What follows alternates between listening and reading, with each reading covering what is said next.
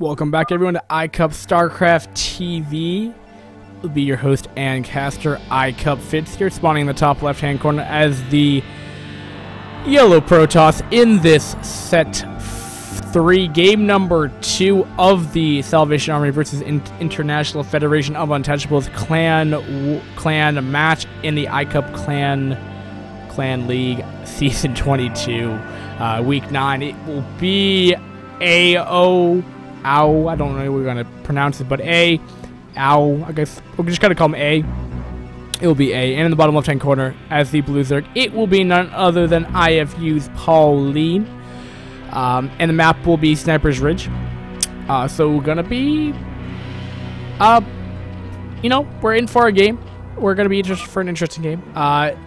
Generally, you know, it is generally considered that Sniper's Ridge is indeed a Zerg favorite map, because of those ridges out in the front can make it like a bitch to deal with lurker contains, and you know, yada yada yada. Protoss gets contained, they can't do anything, they have to use all the resources to bust out, they lose everything, and then they lose. That's probably how our atypical games would go. That's not to say that Protoss is guaranteed to win this game by any means. I don't even know how this game actually plays out. Again, I tend to lose knowledge or sight or whatever of what a replay actually contains. So we shall see. So gonna be opening up with a, looks like it's gonna be actually interesting enough. AO is gonna be opening up with a 1-base build. Gonna be opting to put that gateway in his main base, which does mean that it will not be a Forge FE. We do have the pylon block coming out of Pauline of AO right now as well. And we're actually have a double drone scout. Interesting. Very interesting. You don't generally see this for Zerg. Especially, you don't actually generally see even drone scouts anyway. But what this does mean is that if AO is known to not forge fast expand, that means he now knows that, and he knows that it will be actually a Zealot first, because the Cyber Core is not thrown down yet, and he got his gas. Unless he was randomly hiding a Cyber Core for some odd reason. You know, that's very odd. So, definitely AO knows that, or rather Pauline knows that something's up, but has yet to throw down another base yet. Actually, was that a double drone scout, or was that... Yeah, that was a double drone scout, actually. Or actually, he may have... Actually, you know what that might have been... to take that third, to take away the faraway third. I'm sorry, but actually does opt to go for the 2-base style, as he does note that doing a 3-base, you know, a faraway third base against a 1-base Protoss is gonna be very difficult to deal with for Zerg. I don't think it's impossible to defend, and at that point Protoss would probably just GG out. But yeah, Zerg generally deal with a 1-base Protoss with a 2-base Zerg, just generally how it goes. The Zealot, though, will make their way into this base right here. How many kills does he have? So far as 1 kill. Might have been a drone, I don't know. But these two Lings are going to have a fun day with that. He's got target fire. A drone does get up 1 drone so far. Will he be able to get another one? That is the question. Doesn't look like it. But that Zealot will get cleaned up, though. Those Lings, with proper control, will clean that up with minimal trouble.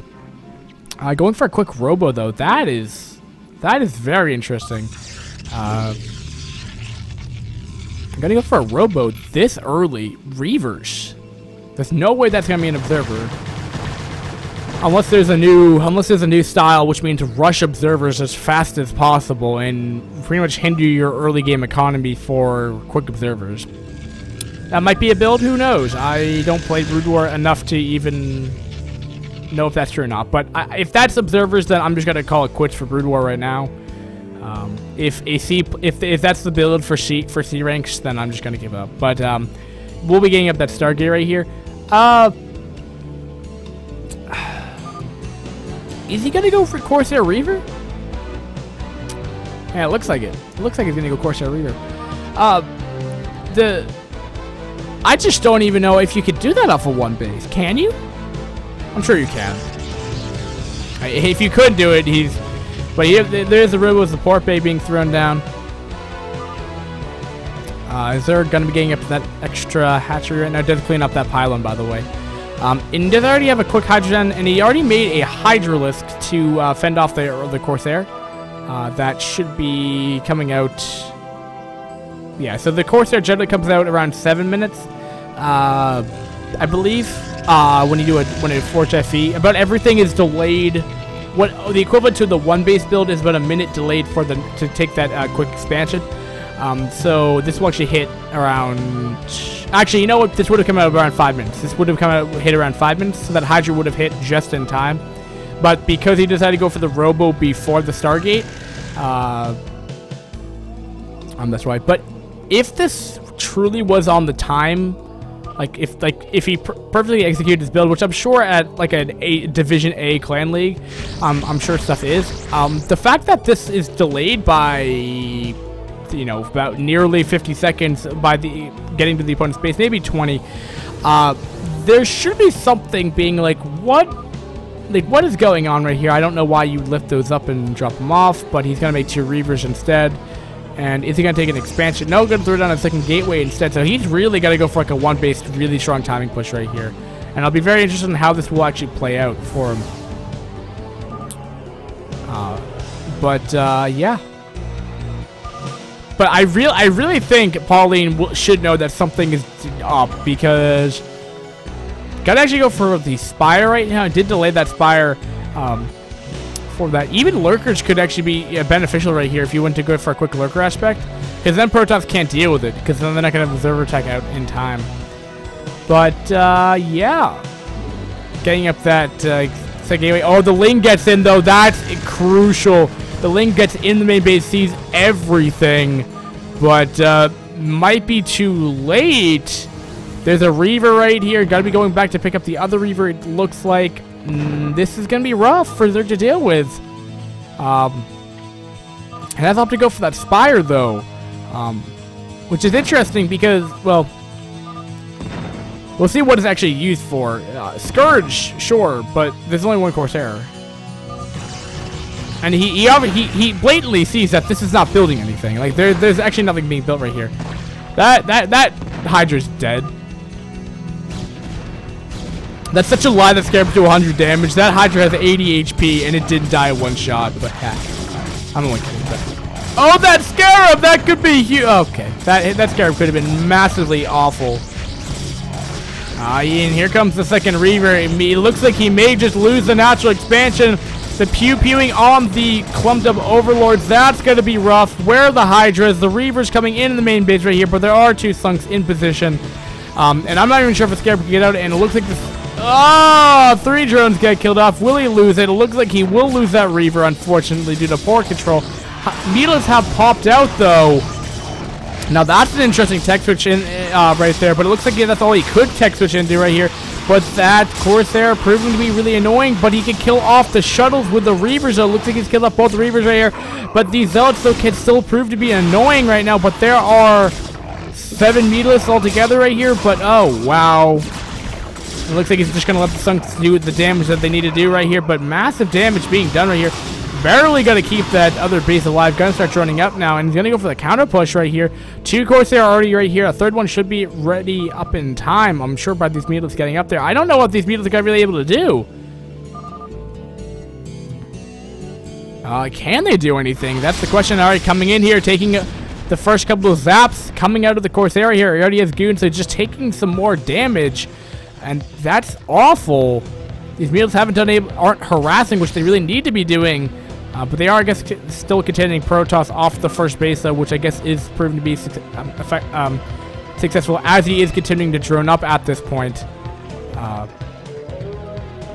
Meatless trying to check for any kind of stray shuttles maybe going down there, but doesn't want any kind of random Reaver just killing off his entire middle line again. So just playing it. I like that position of the Meatless right here, but again, just not being indecisive, and he's not splitting. But there's no way these Meatless can win this fight right now.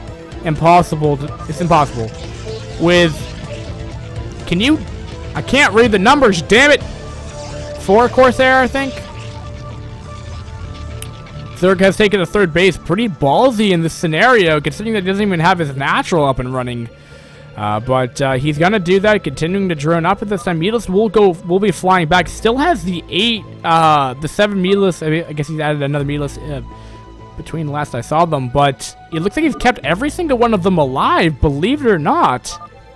So I mean, fantastic control by Pauline, if I didn't say it already. But here comes another counter push coming out of AO right now. A is just not making another Nexus right now. He's just kind of chilling here. Oh, there we go. Now starting to lose that number. Now down to 5. 5 Corsair. That's going to hurt. And it looks like he will get supply blocked, actually, for losing that Overlord. Sunks are trying to come in here, but these are creep colonies. There's no way those Sunks are ever going to finish it. Lings, not the greatest unit composition against this, just because of the Reaver in the back. Can do so much damage. Can the Meatless target fire that? Trying to get this Reaver, and it doesn't even look like he's going to get it. My God. How many kills does that Reaver have? That is the question of the day. That is truly the question of the day. I want to know how many freaking that Reaver, don't die. I want to know how many kills you. Oh. If that had like an extra second, all those Lings would have been dead. But it looks like that's an interesting call. Very interesting call. I would have gone in there. Does he not think he can do damage? Or at least go in the Corsair, man. I mean, you could fuck up Zerg so hard and punish him for taking that quick third. He was not ready for that push. But regardless, all right. I guess he doesn't know about the third, though. He might have been scared. You know, playing it safe, whatever. It's all good. Oh, but here come more Lings coming from Pauline. I don't think this is going to do too much. With the amount of goons that are here and compared to the amount of Lings, that's just not going to do too much, I don't think. But alright, so making some Scourge, it looks like. He needs a drone. It's got to be checking for any kind of quick third, any hidden third right there. Beautiful. Pauline doesn't want to have any hidden surprises to... Pauline sounds like a girl's name. To her surprise, to his surprise, either way. But Meatless coming back in here. There will be 5 of them. Oh, he could kill off the shuttle. Yes, he will kill off the shuttle. No, get the last volley. Oh, he's not gonna get the shuttle. Poor control. But when you have a 1-to-1 ratio to Corsair versus Meatless, you do not win that fight. I don't care how good your micro is. Pauline, you need to get the F out of there right now, and that's exactly what you're gonna do. And bam. So now it looks now like we're gonna have a standard game. It looks like. But we do have the Dragoons and we do have the Corsair pushing out again. AO is magnificently aggressive in this game. It's been like, there's literally been like a minute downtime, which is absolutely why this game is fantastic to watch. And these Scourge are going to do absolutely nothing. Poor control by Pauline right here. These Scourge are just going to be... Oh, but he might have killed off a Reaver in that.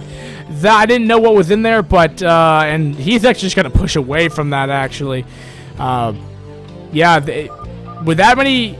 Yeah, totally. That's a smart call right there. If he had a Reaver or 2 Reavers in that, that would have been huge, but...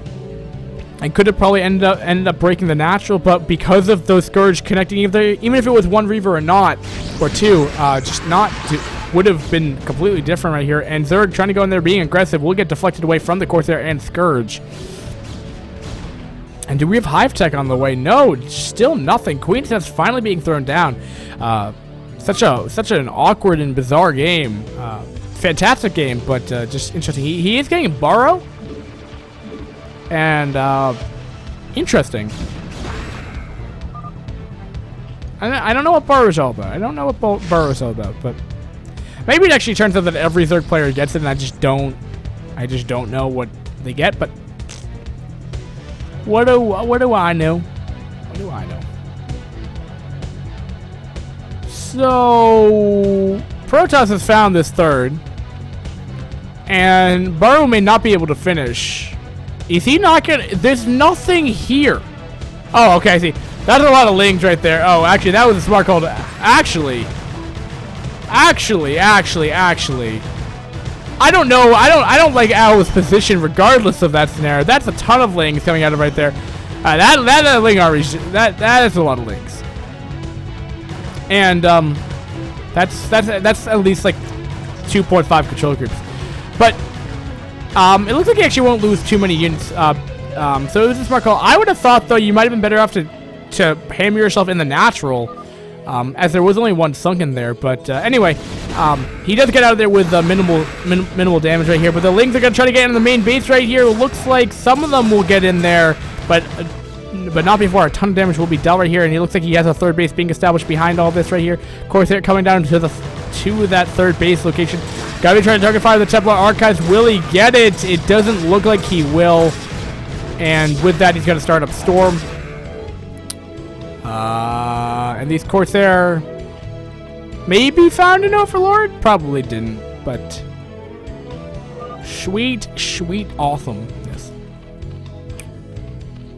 Alright, Corsair coming back in here. Does see the Hive. Oh, but that's a lot of Scourge. Will this Scourge connect? Oh my god, there's so many Scourge. Come on. Get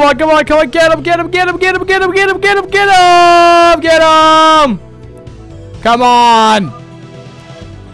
They need to have like a turbo booster on these things, man. Like, I don't know, have them poop, like, so they get increased velocity, but he doesn't care about the cannons. He's just gonna try to connect them. Oh, the Scourge! Come on! No! Oh, why no? Poor control by Pauline. Should have backed them out of there. Other than me having a nerdgasm at that brink of the moment right there, but... Oh, DT switch. Gotta be loading them up right here. Oh, what's this? What's this? We have a DT drop. Oh, no. Every single Overlord. Oh, this could be horrible. Oh, those are all stocked, piled up upon each other right here. It looks like the... What is this shuttle gonna do? Why would you engage right here, dude? No! Do not engage! Do not engage! Why? No! Get out of there! They're DT'd! Oh, why? Why? Well, 2 DTs are in here, but... Oh, he has slow Overlords, believe it or not. Oh, and there was a Link counter push right here, by the way, that killed off the third. Killed off the third right there. Oh, why? Didn't even get up the Defiler Mound. Oh, awful. Storm is finished.